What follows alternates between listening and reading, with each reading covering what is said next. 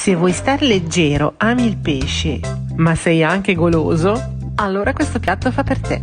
Ci vogliono le patate e il finocchio, tagli tutto a fette e un bel filetto di salmone.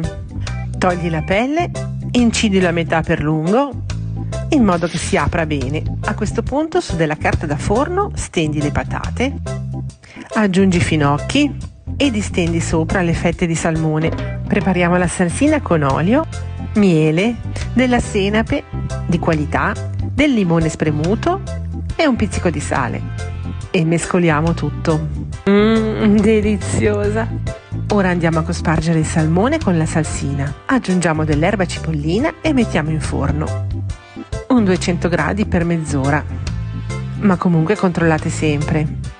Ed ecco il risultato, è fantastico, leggerissimo e gustosissimo. Non ci credete? Provate!